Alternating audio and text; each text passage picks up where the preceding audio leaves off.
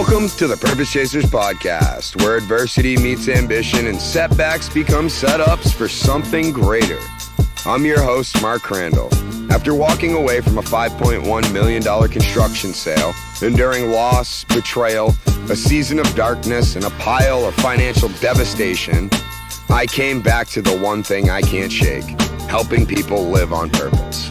This podcast isn't about chasing dollars, it's about chasing calling. Every week, we shine light on creators, entrepreneurs, and artists who refuse to quit. People who kept moving forward when life told them to sit down. If you've ever been knocked down, counted out, or told no, you're in the right place. Because here, we turn pain into power and purpose into impact. Let's dive into this week's episode. And I'm going to get into it with Barbara Turley, the founder of the Virtual Hub, here in a second. I hate that term, six figures, because there's so many numbers. So you made 100,000 or you almost made $1 million. I just hate the term six figures because become a six-figure coach, which in my experience is really not that difficult to make $100,000 coaching. It depends on how much you want to work. And as we are we're actually in the process of scaling right now. We just onboarded 2 staff, which I spoke with you about before I hit record. And one of the things, one of the main reasons, the threads why I'm very excited to have you in is because as an entrepreneur and as a creator like myself, you know, the rabbit hole of, ooh, let's go build this and let's go build that and let's go build this, let's go build that.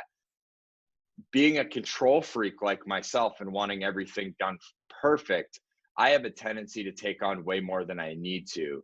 And outsourcing is a topic that you know very, very well.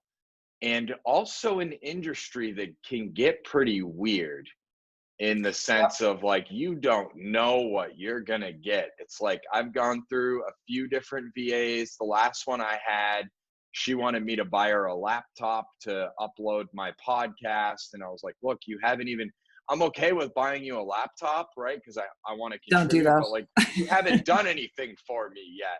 So Barbara, welcome. I'm so blessed to have you on Heart-Centered Hustlers, and you are in quarantine, as am I. For those of you listening in the US, I don't want to rabbit hole into it too far, but they have very strict guidelines where Barbara is right now.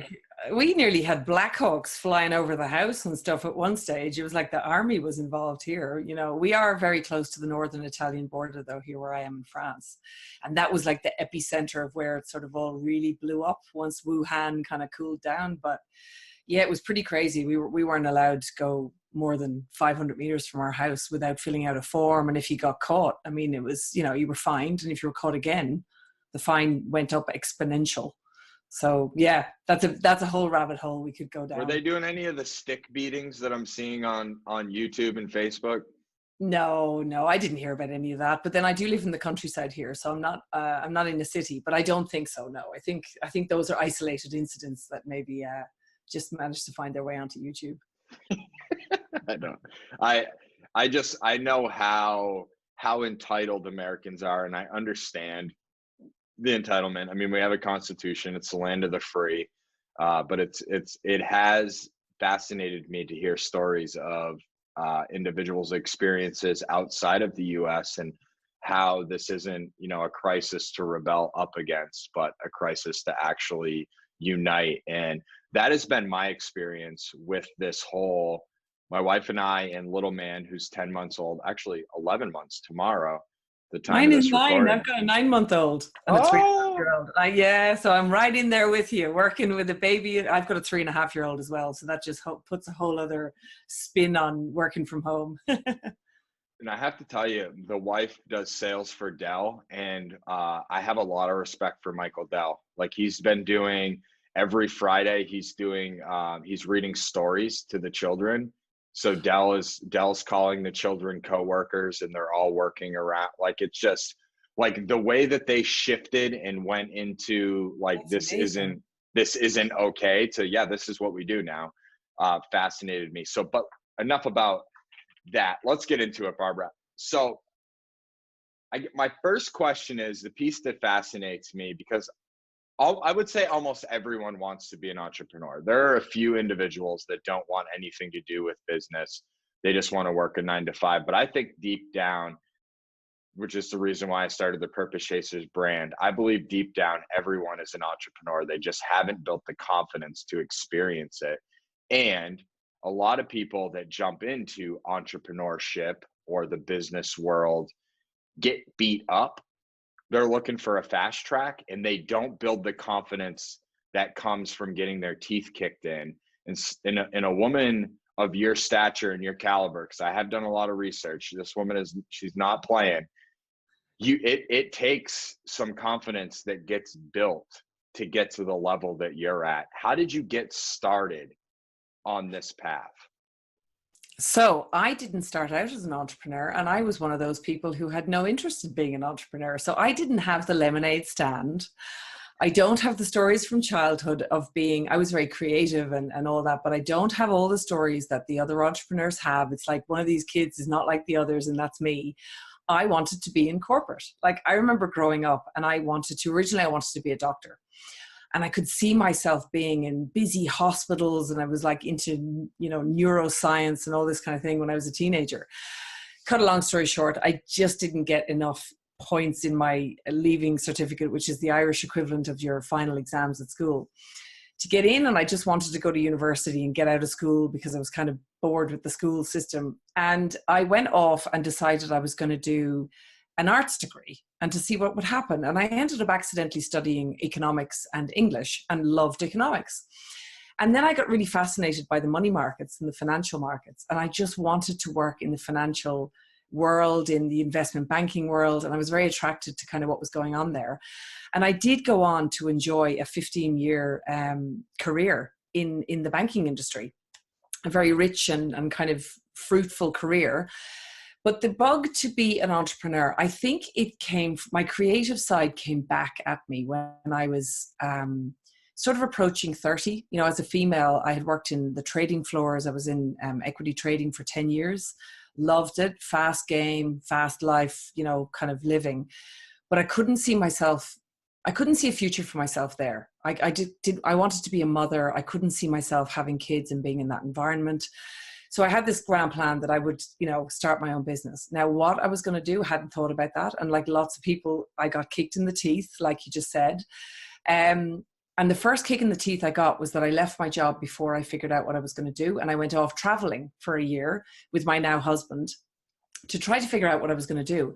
And in that year, the last financial crisis happened, which was the 2007-2008 financial meltdown. And I went, oh my God, like I really hadn't thought this through. So that was a kick in the teeth because I ended up having to go back to corporate because I ran out of money, right? So I went back and I couldn't get a job because there were no jobs and everyone was like running for the hills. And I spent about a year sort of going through a really bad time. And by the end of that year, I had literally been kicked in the teeth by it. And I got an opportunity to do a job that was kind of, it was in the financial industry, but it was different to what I'd been doing before. And it was to go around the country in Australia where I was living to talk to financial advisors about what was going on in the markets and to try to stem the outflow of money from massive managed funds and stuff like that. So I took the role reluctantly a bit, but it was interesting because it sent me on an amazing journey that has kind of led me to where I am today. In that I had to get into something I didn't know anything about. And then after 4 months, I was working at Deutsche Asset Management. They let the whole team go, basically. So I was like, great, I'm back to square one again. Except they also were doing some sales of assets that they had. And I got an opportunity. This is a very short version of the story, but I got an opportunity to kind of hop on the coattails of a group of guys or people that were going to buy this business out of Deutsche Asset Management. And I can remember at the time thinking, well, I've no money, but I just remember putting my hand up anyway and saying, I want in. And basically, I sort of did sweat equity for a couple of years, and I took a stake in a company by working my way. Basically, I worked my way into it, and that taught me how great companies get built. It was kind of a startup sort of thing. It was shaky. Can I go into? I want to go into that a little bit because we were talking about it before we hit record on this. I love leverage. I love learning about how to leverage yourself and your abilities and how to really leverage relationships. And, you know, when most people would have went, I don't have money, which you were thinking, that would have prevented them from raising their hand. But you saw something in yourself and your abilities, even though you didn't have it figured out, to raise your hand. So what did that conversation look like when they brought you to the table and said, okay, Barbara, here's the in?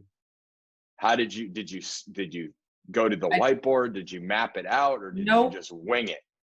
I winged it completely. I remember it coming out of my mouth and me thinking, I remember thinking, I'm just going to tell them I want in. Actually, I didn't even think it. I just said it. I was like, I want in. And I didn't actually mention the fact of how I wanted in. I just got them riled up about the idea of me being involved. And then it came to the financial question later. And I was like, so here's the thing. I want you to give me sweat equity. And they were like, okay, we hadn't thought about that. And they came back and said, yes. I didn't word it that way. I sort of said, look, I did actually. I said, I'll work for free.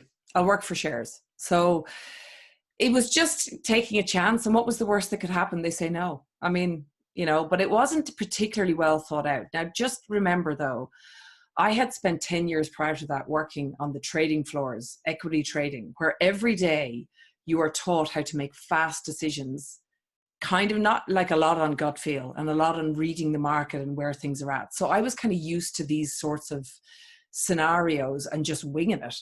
I had developed that skill. Now, maybe I also was the type to wing it anyway. I don't know if that was an innate ability that I had as a child or whether I just developed it through the trading floor days, but I think it was definitely honed in the 10 years prior. It was like I was preparing for that moment for the 10 years prior to that. I've winged it a lot in this business as well. So, you know, let me ask you this, because I have a sense about you, and we'll see if it's accurate or not accurate. Do you think it's winging it, or do you have gut instincts that say, like a spirit or intuition that guides? Yeah. So I just know it. It's like a knowing. It's like, I remember friends saying to me, are you mad? Like, is that not the riskiest thing to do? And I was thinking, why am I thinking differently to you? I think it's the least risky move I could possibly make. Like right now, I have no job. I have no money. I have no prospects. What's the worst that can happen with this situation? I work for free for a year and it fails. And in 1 year time, I have no job, no money, and it's the same, right? So the downside was kind of nothing. It was a year of my life. I was 30, whatever at the time, 32, I think. The upside was going to be millions. So I was like, well, for me, that's an asymmetric trade. That's what you want to be doing, right? So for me, it just seemed completely natural to make that decision at the time. Thankfully, it worked out. So, yeah, and I had to ask because I can tell that you're connected, because I also don't believe that we would have been introduced if you weren't. And so, yeah, there's an intuition. You followed the intuition, the intuitive thought. You don't know how it's going to happen. You don't know how it's going to pan out. You just jump in and hope for the best. And I know what the outcome is. I know what the outcome's going to be. And I'm a bit, that's a bit egotistical to say that, because you can't control things in life, right? You never know what life's going to throw at you. But I have this kind of knowing, even like I'm from Ireland. And I remember when I always had a vision as a child of where I was going to live. I had this kind of image in my head. I wanted to explore, and I didn't know what it looked like, but I could see it in my head. And when I arrived in Sydney as a backpacker, I went with a few friends backpacking around Asia, and we arrived in Sydney. And I can remember the first day I walked into the city and I rounded a corner from the sort of a suburb area and I saw it. And it was that I had in my head. And I ended up spending 17 years living in Sydney and forging a career there. But I knew the second I saw it that that's what I had seen. So I do have this sense of, I don't know whether it's intuition or it's a deep knowing about what I would like to happen and what I, can see coming and stuff like that. I don't know if it's egotistical. That's why I squinted my eyes when I said it, and then you went to explain it. I don't think it's egotistical. I think I would just have a consulting client that I'm working with, and we were talking about it. And one of his main limiting beliefs is that self-promotion is arrogant and it's egotistical. And I explained to him the three different phases of ego as I see it. And there is, I'm not good enough, I'm better than, and I'm equal to. And I think the equal to is not egotistical. I think it's just like the acceptance of your abilities. And so basically you said, let me put sweat equity in. I know what's going to happen because I'm a beast, and I'm going to, you know what I mean? Like, I'm going to take this on, Yeah. and we're going to tear this up and make this happen. I don't think that's egotistical. Yeah, I And do it even with the business today, even with this crisis that we're in. I was like, right, we're on, you know? I mean, I was terrified when the whole thing happened because I have 150 staff in an office in the Philippines where they all went into quarantine and we shut down and we had to send everyone to work from home, which sounds easy when you're in the West, but when you're in somewhere like the Philippines and 35% of your staff have no computers and no internet at home and you have 48 hours to get them out. I was like, game on, like bring it on, we're going to win in this battle, and that's it. Like, it was all just, right, you have to let's pause that, because I want the to go fight. in. I want to Yeah. go into that because I already love your brain. We're two peas in a pod, because the crisis hit here and we started to freak out in one of the digital marketing companies. A lot of our solar clients that we were doing media buying for, you know, they backed out as they weren't allowed to do the in-home appointments. And, you know, my two partners or three partners in that venture were like, what are we going to do? And I was like, well, I'll have a game plan Sunday morning. And Sunday morning is my think time.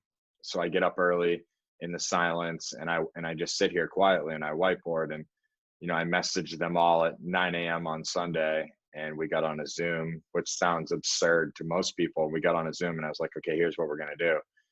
And we're cooking with gas right now, right? So when other people would take a step back and say, I can't do this, I don't have the money, individuals like us take a look and go, okay, here's how we're going to do it, right? So there's, and I think like what I was prefacing this conversation with in the beginning was the individuals that want to be entrepreneurs quickly find out that they don't have what it takes. They're not willing to put the work in. There's an awful lot. It's not hard. It's actually not that, not, I don't mean work in terms of the hours. They're not willing to put the fight in, right? So I'm like, you know what? Loads of people in life are sitting on the sidelines commenting, right? Where the rest of us are on the battlefield, right? We're out there. And I know that sounds a bit, you know, it's like to say you're in a battlefield, but the marketplace, even when it's on fire, is a battlefield, right? You're out there and you've got to roll your sleeves up and you've got to have a mindset that you're going out to win, right? Because it is a game. And it's that cutthroat, and there are people. It is. I mean, it's It doesn't have to be. You can be heart-centered and still win, right? So you can get out there, but you know you're going to come up against people who are not heart-centered, right? And you've got to win over them. And that's kind of like, you know, that you don't have to be a brute. You have to go out and be heart-centered. But being heart-centered doesn't mean you should lie down and, you know, get run over. And I think that, you know, I don't know whether, again, the financial markets taught me it, but you go out and I feel in the crisis that we're in right now, the people that are going to win are those that realize that the lockdown is like boot camp. You're in training. And when the lockdown lifts, the race is going to start, and you better be at the starting line when the gun goes off, because that's when the battle's going to start, right? So if you're not in training now, get into training. Get ready for the pivots and get ready for the stuff that's coming. Individuals like us. That's what I feel. That's what I think. Every morning in my meditation for the last, I would say, 9 weeks of isolation, get organized has come up. Yeah. And one of the main ways for me to get, so we have a systems guy, Nathaniel. He's my first business mentor. He's how I was introduced to entrepreneurship. He consulted me for free in the beginning. He had no idea that I was going to be kind of the visionary of a company in which he was involved in, but here we are, right? Like no one knows. And he taught me, so I'm actually about to record an episode for this show called Systems Save Marriages. And yeah. and the reason being is because as entrepreneurs, we want to get busy doing, and there's something called time value. Right? So how do I maximize my most dollar per hour making time on a daily basis? So my most dollar per hour time is either envisioning or consulting or writing copy, something in the creative space, right? I need to outsource the things that take me out of the weeds. And this is why I'm so excited about this conversation that we're having, because you have done that, and your team of 150 individuals are trained under you in your programming, which also gives me a vision of hope for my virtual assistant experiences that I've had. And so how did you go from leveraging that company? Obviously, you've alluded to it a little bit. There were some millions on the back end that you clawed for, right? I love your analogy of fight, because entrepreneurship is a fight. It was a fight, trust me. People only see the good end of it now, but there was a lot of personal toil in those years, in those first few years. Do you think? You can imagine. So there's a lot of I'll just tell you this point. I used to say to myself, what got me through the toil, because this is actually what people really need to hear. There was a colleague that had kind of done the same thing that I met through this company. And we used to sit down. I used to say, like on the rough days, I'd say, keep your eye on the prize. You keep your eye on the prize and you keep pushing forward, right? Don't look around the edges, because the edges are messy. There's blood everywhere on the edges. You got to go like laser focus on the goal. Like, keep your eye on the prize and keep moving towards that, because otherwise you're going to get toppled by what's going on the edges, what the real reality of it is in the moment. It doesn't mean you don't live in the moment, but you have to have that sense of what are you driving towards, and keep that in the center of your attention so that it keeps you going in the rough times. You could. That's what got me through it. You couldn't have said it any better. And I think the entrepreneurial vision, if you will, the painted picture, is that this is all glory and pools and laptops by the pool and drinks with umbrellas. And I talk about it all the time. Even when you're seven figures, multi-seven figures, it's not. You have more expensive problems, right? Like I can't tell you how many times I've contemplated throwing my MacBook off the wall, right? Like, but the only thing that stopped me is I have to buy a new computer, right? I will openly admit that I have once broken a computer. So, I'm probably coming across like a very calm person, but it can be the most, it's the most difficult thing I've ever done is actually running a company, like building a company. It's the most rewarding, but it's definitely challenged me the most. I mean, I think children challenge you as well. That's been another experience, but definitely growing your own company. Man, if you can't grow with it in your personal development and looking at yourself, and it's definitely an up-leveling experience. So let's jump into that. I really want to hear the process, the journey. So so you got a buyout or you got your shares in that company. So you took some money home. No, I'm still involved. No, I'm still involved in that company. I'm just not an employee there anymore. I did work there for 5 years, and I'm still involved. I'm still a shareholder, sort of like shareholder number 3 or something, or 4 in there. So it was an amazing journey, but I always wanted to leave and do my own business. So I started out, and this is the interesting part of the story for people listening that are in this phase. I left that and I started doing consulting, because that's what everyone does when they leave corporate. And I had a website called Energize Wealth. And I had this kind of grand vision of trying to teach more women and inspire more women to be more into money in a good way, and realize that, you want to change the world. Well, you need to make some money, and then you can have great impact. And money is like should be your best friend in this whole, I want to change the world. A lot of women like 10 years ago were sort of saying, I want to change the world, but I'm not into money. I was like, well, you kind of you don't necessarily, I mean, some people say you don't need both. I'm like, it helps if you have both, right? You can use both. I think that's bullshit also. I think everyone wants to be into money. Yeah, but some people have a massive block around it, right? And I realized all these people have this block on money and investing and, whatever, it's not for me. And so I started this website. I did a massive product launch. I launched an online program. I had an online TV show, podcast, the whole lot. I burnt loads of money on it. Complete flop. It was like my ego took an absolute beating. And I remember being deeply depressed for about 3 months after did the product launch fail? It looked amazing from the outside, but I didn't really sell enough to make it viable. So it was a flop, right? So after I recovered from that experience, I didn't know what direction to take. And I had a few private clients that I was coaching and consulting to. And I realized that they all had the same problem. They were all small businesses and they all were trying to do everything themselves. And they had the problem of, if they didn't hire staff, they were never going to grow, realistically. But if they didn't grow, they didn't have enough money to hire staff. Just this constant vicious cycle. And some businesses end up in this for 10 years, toiling away like this.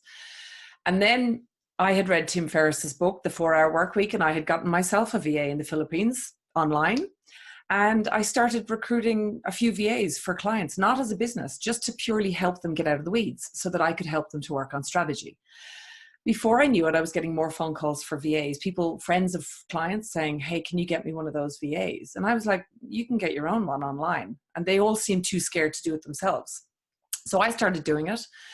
And I remember one day thinking, I wonder, is there a business in this? And I put on a webinar. I didn't even spend any money on Facebook ads or anything. And people shared it, and it was really successful. Now, let's define really successful. I didn't have thousands of people sign up, right? I only had maybe 100 people sign up, but that was huge for me at the time. But I got about 10 buyers. And I was like, oh my God, we're in business. So I was like, I need some VAs. I didn't even have a business plan. I had no business plan, no name, no concept. All I said was, if you need a VA, I can get you one. And I didn't know how I was going to do it. I just was like, let's see if someone buys this. And overnight, let me pause you right there. So it was another wing in it moment. No, it was. So I think about something that Nathaniel said to me when I got started. He's like, Mark, I want to share with you the biggest mistake that gets made in business. I was like, okay. He said that he has there's 1,000 biggest mistakes that he shared with me. But he said people get so wrapped up in what their logo looks like, what their website looks like, what the name of their company is. Agree. And they never actually have a business. And so I ask a lot of questions. So I said, what do you mean, Nathaniel? And he's like, well, you don't have a business until a check clears your bank account. So if you focus on getting checks to clear your bank account, then you can worry about all the other stuff that no one cares about. If they want your product or service, which is what a business is, they're going to ask, how do I make payment, or who do I make the check out to? They're not going to ask you what the name of your company is. Right? Not one person asked me the name of the website or anything. They were like, how do I pay? Where do I sign up? And I was like, I want to go into page. Yeah, I love how your mind works. I really do.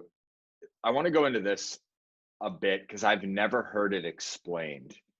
Now, I know based off of my own experience with, meeting some individuals, we actually have 2 people on the team right now. One's going to make the cut. His name's Jonathan. He's living in the Philippines. Amazing spirit. I mean, this dude is he would outwork. I mean, you put me in a room full of Americans, I bet he outworks most of them. Like the work ethic. Can you just break down this stereotype? Like, why would somebody hire somebody in the Philippines, and what would, the money that we're paying them do for them? So let's break that down. So why would somebody hire somebody in the Philippines? Number one, why the Philippines, right? Very simply, let's put it into just simple to understand. Apart from helping an economy and changing the world and all that, right? Their English is amazing. They're the close. I mean, look, they speak amazing English, right? Like, let's just go simple. They speak amazing English, as in I remember saying to one of my team once, how is your English so good? And they just laughed at me. We're like, because we speak English to each other. I was like, okay. So that they have obviously dialects as well, but English is very much part of there's English radio stations and everything in the Philippines. They're the closest to the Western culture of the Asian nations, in my opinion, right? They are really Americanized. So for the Americans, it's great, right? They're very easy to make friends with and to kind of get on with. There isn't a cultural block. They also have a really strong education system. So there's a lot of people are university educated, right? They invest quite a lot of money in their country in university education. There's loads of graduates coming out every year. So those are the main reasons why you would go there. The man we hired has a master's degree. Loads of them have MBAs and everything, right? It's incredible. So they're a very, very forward-moving nation. They want to achieve and do well. Now, on the flip side, let's talk about the negatives of the situation. You say this guy has great work ethic, and I'm sure he does. I've got loads of people with great work ethic, but unfortunately, there'll be people listening to this podcast going, hold on a sec, I hired somebody from the Philippines and it was a disaster and their work ethic was terrible. You can get that as well. You'll get people who lie to you, who'll say they're working and they're not, and who, you know, go great for the first 4 weeks and then they're absolutely terrible thereafter, because they're out hunting lots of different clients and they're trying to, you know, there's still a little bit of that goes on in their culture. So I think you just that's have to the Yeah. importance of using the virtual hub or the like, right? Because that, Yeah, you know, or your using name. the right systems. Just being aware and going, you know, like on our website, shameless plug, I've got a podcast that actually helps people to make sure that you navigate these and how do you set up a system and a team, a virtual team process and collaboration and meetings and communication rhythms, such that if somebody is doing any of these things, very easy to see it and there's nowhere to hide. So it's not like a difficult conversation. So it's about setting yourself up for that, so that if it happens, you're like, well, clearly this person isn't a fit. So you just move them on. You don't agonize for months over why are they not messaging me back when I message them and all these sorts of things, right? So I have an entire podcast about this. It's called The Virtual Success Show. So anyone who needs to find out more about that, you can get lots of tips on there. But yeah, so that's to answer the first part of your question. The second part of the question, what can it do for an economy like the Philippines? Well, look, outsourcing has been around, you know, since, I mean, offshoring was the big thing. Big companies were offshoring teams to the Philippines decades ago, but it really did explode in the last sort of 15 years because the technology, the internet, the way we can do, especially this remote working situation that we have now, means that people are more open to having virtual teams, and how, you know, it's just exploded. But an interesting unintended consequence of being, like, sometimes I see clients coming in and they're paying too much because they feel bad, right? So you just got to be careful with understanding the dynamics of the underlying country. So if you start to pay too much money, right, you're throwing like thousands of dollars to someone in the Philippines, you start to notice that people who used to be nurses, everybody now wants to be a VA because, of course, that's where you can earn more money, and you get all these, you know, Westerners throwing you loads of money. So it can distort an economy, right? Because all of a sudden you're moving people away from other industries and everybody wants to work at home online. So I'm not saying that's happening, but it can cause distortions, and then that leads to certain work ethics and character flaws that start to seep in and kind of ruin it for everyone, if all of that makes sense. Thank you.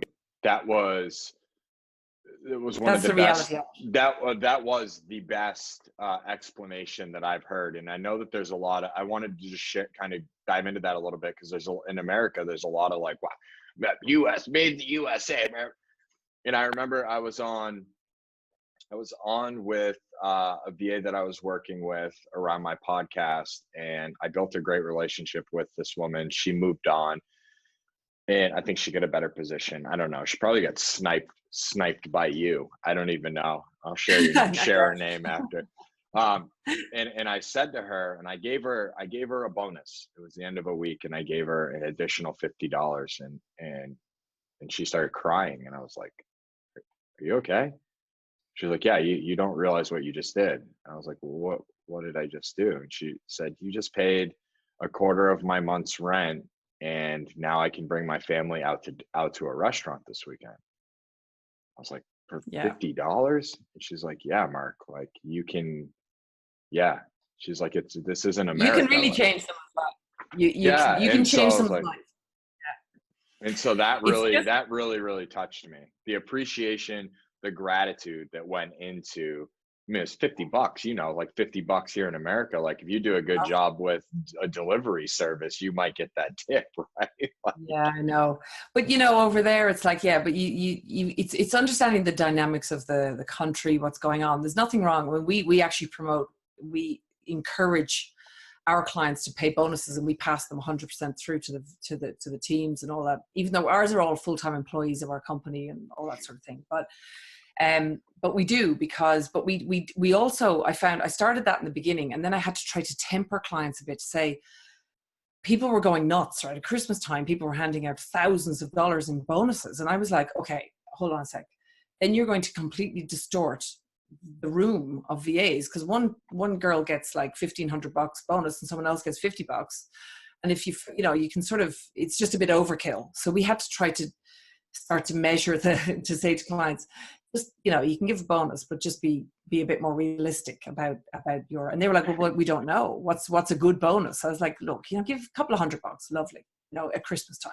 That's amazing. You give it like giving them $1,500, right? They're taking half the year off, right? So like, woo. So thank you for that.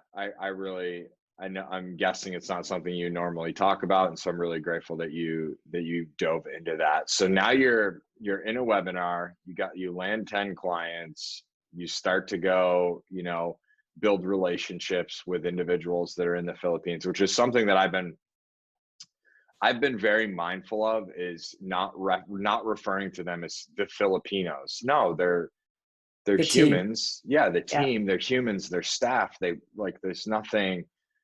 There's nothing different there. So you go start, how do you go from this webinar? And I can imagine, because the fire that took off within you. No, but the fire that took off was amazing. And then after about 6 months, no joke, I almost had a nervous breakdown. And I was like, I'm shutting it. That's it. I'm shutting this down, because I've said this on a couple of podcasts where I'm interviewed. Like, everyone says in business, go out and solve a problem that people will pay money for you to solve, right? That's the whole thing, is find a problem people will pay you money today to solve, right? So I solved this problem that people were too scared or didn't know how to go on Upwork. I don't know why they wanted me to do it, but they seemed to think that I could do it better. So I solved that problem. I got them a VA. And then I was like, hold on a sec. There's a whole other problem rearing its ugly head here. And it's called, I don't know how to delegate properly, because the complaints started coming from both sides. So clients are complaining bitterly about the VAs. Now, those early VAs were kind of rubbish, to be honest, but the VAs were complaining about the clients because they didn't know how to give instructions, and there was just fights going on everywhere. And I was stuck in the middle. So I realized that unless I solved for the next problems that were coming, and this is a great business tip, you keep solving. You don't just solve the initial problem. Then you go looking for the next problem, and you keep solving it until you build a powerhouse business.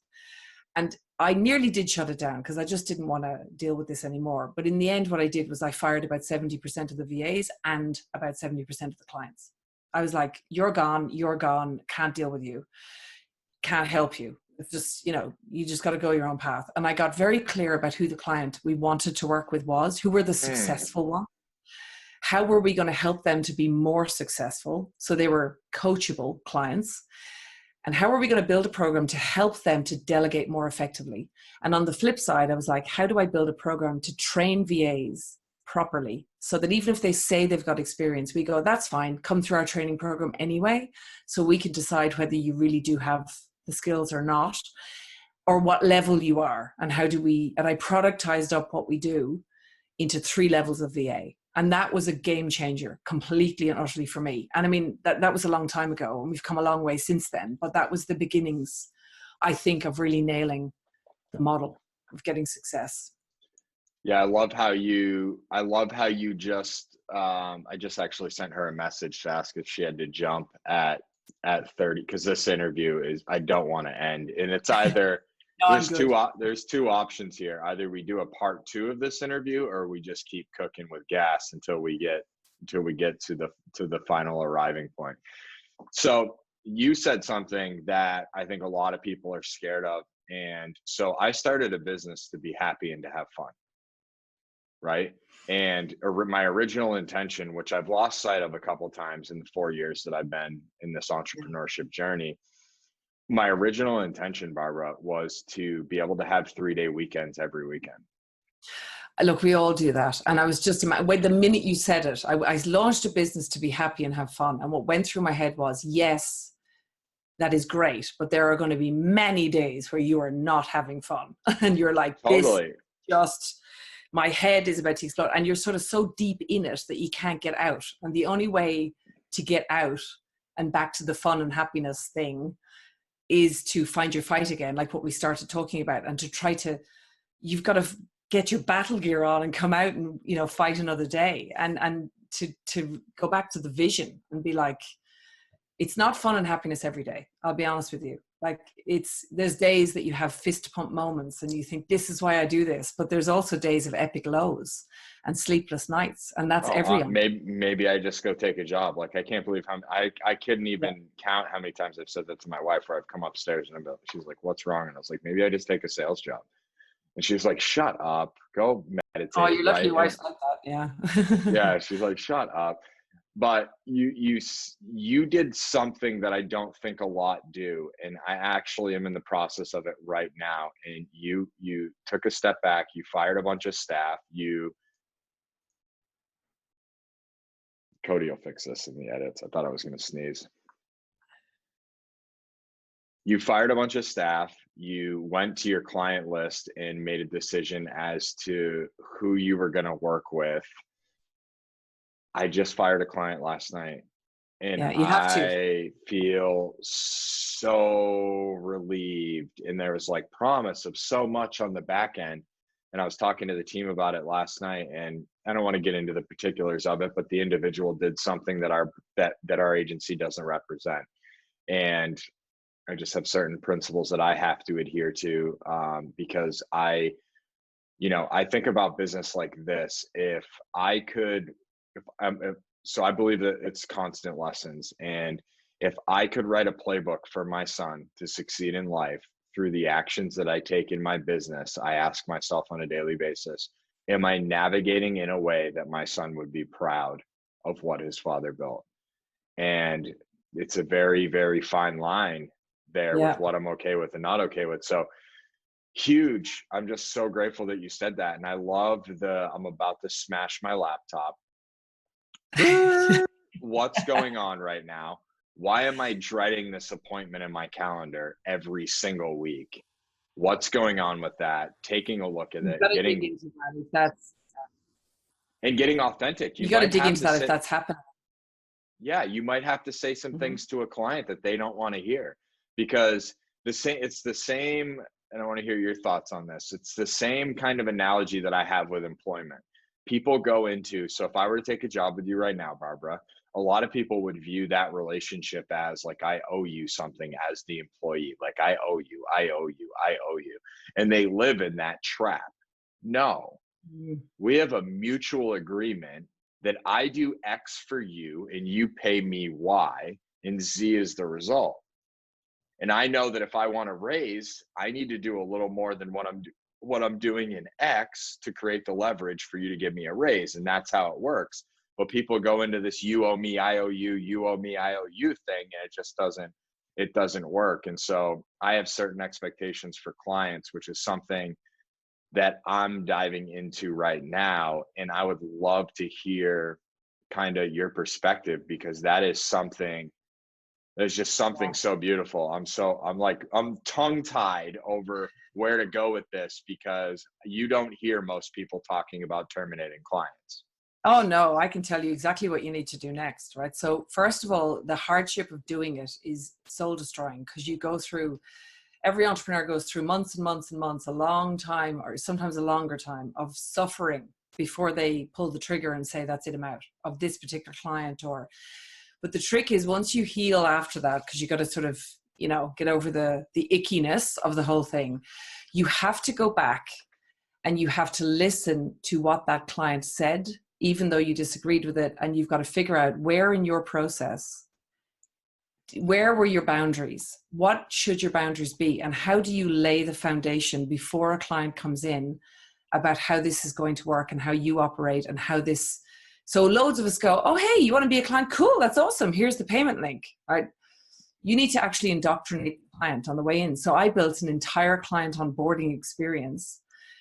And I also built a sales, this is getting into sales now, the sales call script, right? Or the structure of the sales call is designed to figure out, not just are they a fit for us, are we actually a fit for them, right? And if we're not, then you have to advise that person, give them some goodies on the way out and say, hey, look, I don't think we're for you, or I don't think you're ready for us, but here's what we would recommend that you do.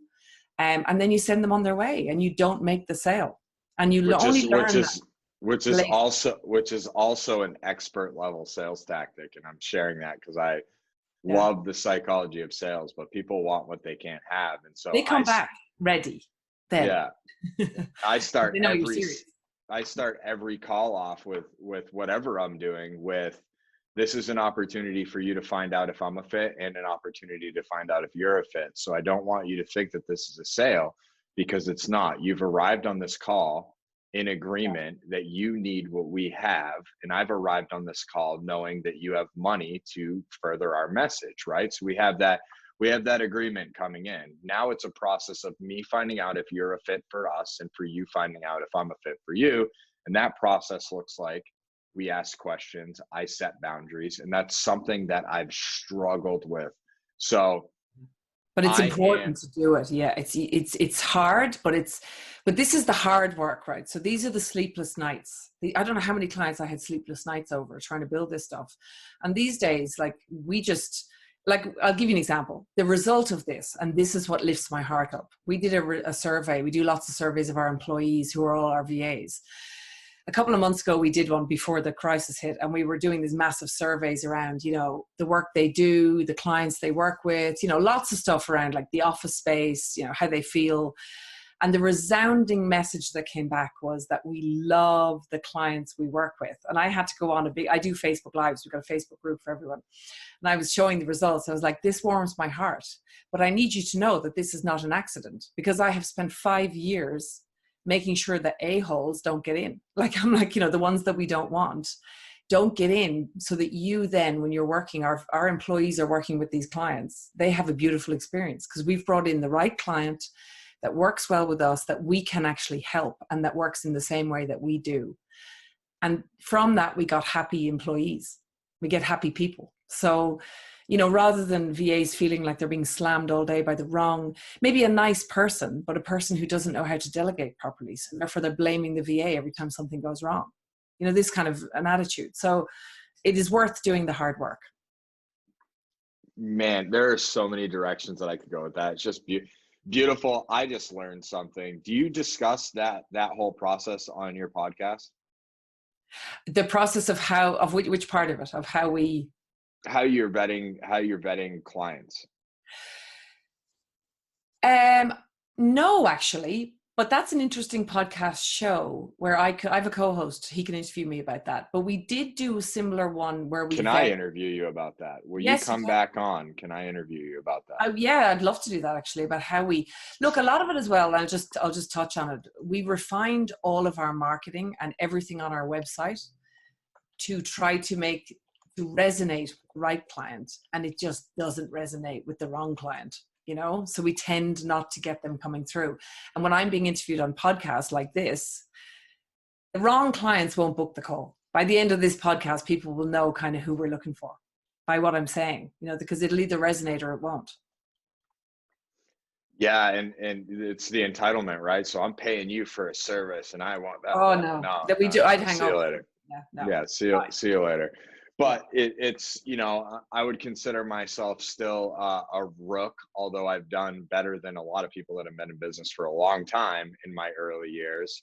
I like to stay with the student's mindset of being open to learning, and the individuals that have been entrepreneurs for a year or even 10 years that think that they know everything. Those are the individuals that I just don't want any part of, because my God, they're not coachable, right? Well, I read so-and-so, and like, great.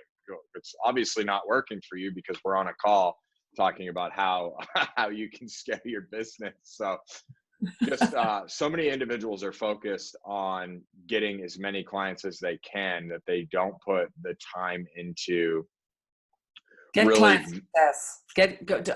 Here's another tip. Our metric inside is not numbers of VAs or numbers of clients. Our metric of success is longevity of client, longevity of employee. That means our success rate is what we focus on as the metric. So if we're like last year, we went through a patch of a lot of transitions, right? So we had VAs resigning, none for bad reasons, just, going off in different directions, whatever. And we were transitioning new VAs into client accounts. But what we learned through the whole experience was that it was really important for us to understand what what success looks like for both of those sides. And now we're working on making sure that the people we bring in have a career path so that they're not resigning for these reasons. Because we were listening, going, well, it's annoying that they're resigning. It cost us a fortune in transitions for clients. But it was a massive learning experience for our culture and for our HR department and for me to say, well, we can't just give people a job. These people who are with us are highly talented. We need to give them a career path. That's what they actually want. So I was like, I'm a VA company. How do we give them a career path? So now we're working on that. And that's really important. We had to listen.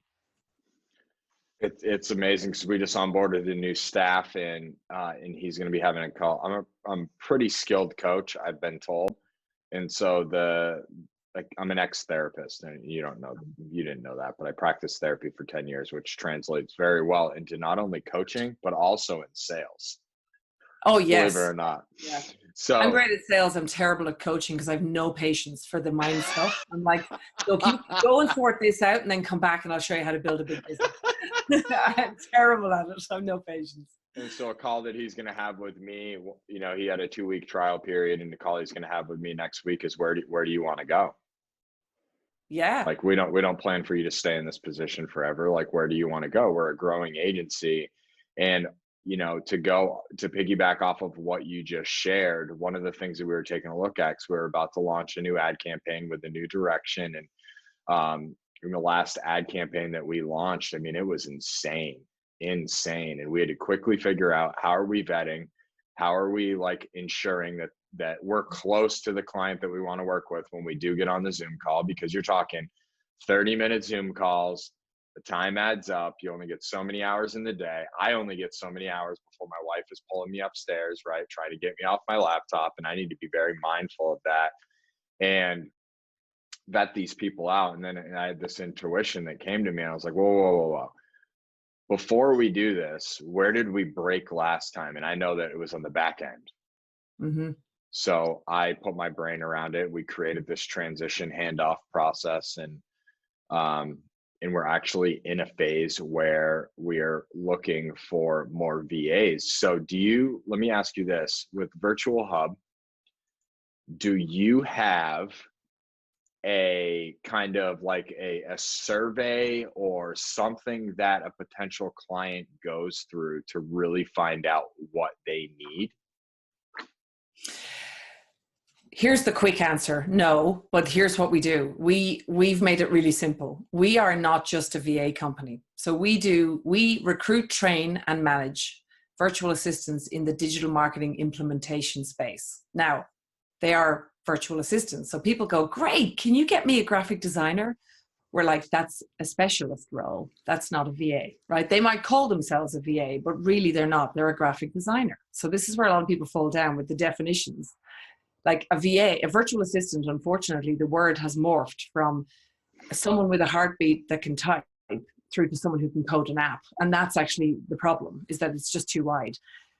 So we typically are working with clients that it doesn't matter what vertical they're in, what industry they're in, what they're actually doing. The thing that ties all our clients together is they all have a reasonably good grasp of digital marketing trends, in that they might have lead magnets, they are running traffic to their site, they've got funnels, they might be using platforms like Infusionsoft, Entreport, HubSpot, ActiveCampaign, they might be e-commerce doing Shopify, they tend to use project management tools like Asana and Trello. We love G Suite users, they're into using password security like LastPass. We can do anything from dog trainer to, digital marketing agency to anything in between, financial services companies, anything. That's the bit that ties them together. And then we train our VAs on that sphere and that world, social media, content management, repurposing, all that sort of stuff. And then we plug VAs into that. And because we're very clear about what we do, what we don't do, and then we train on the bit that we do, and we have customer success teams that help the client, and we invest a lot in this. We sort of force success in that middle piece. And that's kind of what we do. So someone coming to us, say, that doesn't have any systems or processes, has only just started out, doesn't really use, any sort of project management tools, doesn't mean we won't take them, but we're like, you've got a bit of work to do. by the time you come in, don't be expecting ROI on a VA for 3 months, because you've got a load of work to do. And we would prefer that if they took that 3 months and came back and got a VA when they were ready. That would be our preference, but we can still help them, but they might invest more time, energy, and money before they see a return. And how often do you see clients that come in that think that they have their stuff together and then their systems are breaking? Do they push the responsibility or try to push the responsibility onto the assistant versus taking ownership over the fact that they don't have their ducks in a row? Actually, that's a great question. And I don't know how we've achieved this, but I would say 90% of our clients will look at themselves and be like, to be fair, I didn't really give clear instructions, or to be fair, I didn't call the VA for a week. Like I don't talk to them enough. You know, they sort of know, but then we've indoctrinated them on the way in. So with our client onboarding experience and all the recommendations, we have sort of all these recommendations that we talk the client through on the onboarding call. We recommend a 10-minute daily huddle, and we've sort of proven that these things work. So when we come back and find that they're having trouble, like usually we dig in, and we don't say, oh, look, you didn't do this. We actually, our customer success team will go in and actually help. Like, you've got to make the client feel heard, but you also have to make the VA feel heard. And you've got to try to unearth, where is the root problem? So what's the root cause of this entire problem? Is it a skill issue? Is it a will issue? Is it, these sorts of things? That's where we go with that. But for some reason, we've been quite successful with bringing in the right clients. Now that I'm talking about it, I think it's for two reasons. The two biggest channels we have for bringing clients in are clients that get success because we help them with success, rave about us, and they tell, people who are like them to come in. That's great. And then the second biggest channel is me on podcasts. So I think I'm pretty clear on podcasts like this. I talk very openly about this sort of stuff. So when it resonates with a client, they tend to come to us, and they tend to be the right one. So in wrapping this interview, which I don't want to do, and she's already given, for those of you listening, obviously you heard me ask her back on. She's coming back on, so she's going to talk about how to onboard clients and make sure you don't pull in assholes. Yeah. And so we're going to talk about that. We'll talk about more things. I want to ask you the final question. This has been an absolute pleasure, but with the launching of Heart-Centered Hustlers, I really sit with this question all the time. She's looking at me like, what's he going to hit me with? So what is one decision in business that the money could have pulled you away from your principles, but you went with your principles? That is one I have to just noodle on for a second. I don't think I am. Look, one of my strengths that's also a weakness, like a serious weakness of mine, is that I'm extremely loyal and extremely trustworthy. So there is no situation, somebody has never really even offered me money to do something that was kind of out of alignment with my principles. And if they did, like, it just wouldn't happen, So one thing I will say, though, I have often been asked to do stuff. It's not out of alignment with the principles. It's like to go down other paths. Like clients would say, why don't you offer this? And you should offer that. And you could offer this. And that's shiny object syndrome. And we call them rabbit holes in the States. Yeah, they're just, and any business owner, I know there's many reasons why I've been successful. But in any business, you have to sort of build the recurring income core, right? The thing that you do that is the engine of the business, that is preferably recurring retainer type income. And then when you nail that and you scale that, you can tack on stuff, but not until you've got that. I think it's this focus, power of singular focus. And we've often been like, we could go off into podcast editing, and gosh, we could offer this. And no, we just do 3 levels of VA in digital marketing implementation.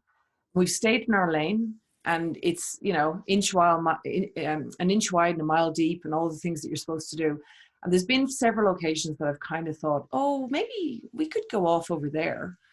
And I nearly did it a few weeks ago in this crisis, because everyone was like, you have to pivot, let's pivot hard. And I built an entire pivot with my team, and then didn't launch it. And they were like, why aren't we launching it? And I went, I just realized we don't need to. And we're going to stay in our lane, and we're going to continue to do there is still demand for what it is that we do, and we're just going to get better at it. And we're not going to go off to the shiny objects right now. And it's been the right decision. God, I could go. We're gonna end there, but I could go so many directions with that. The rabbit hole is something that I'm on a daily basis trying to stay out of, because there's so many carrots. Yeah, there's so many carrots down there. And to hear, I know so many people that pivoted so hard during this, and they probably pivoted the wrong direction, most of them. So, it's only a temporary thing. Or maybe some people have to do it for money, and that's fine. Those who did it, brilliant. But you just got to be careful. Like if you're pivoting right now because you're in a crisis, just think about what category you fall into. Like, has your business been decimated? Well, then a pivot's a good idea. Our business wasn't decimated. It would just kind of plateaued for a while. And I was like, hold on a sec. Do we need to pivot? So it's this concept of, you've got to drive hard, but you also have to listen. Like, so just take a step back, take a breath, listen. And the power of singular focus and a sense of speed of execution. If I could nail two things that are going to get you success in business, singular focus and nail it with a speed of execution. And those things, like listening to the client and making sure that you're actually solving problems. But don't go off around the rabbit holes, even though you make a bit more money, because you'll get distracted. You'll make more money if you go down, one channel and do it really well. Initially, you can branch off later. Singular focus and execution.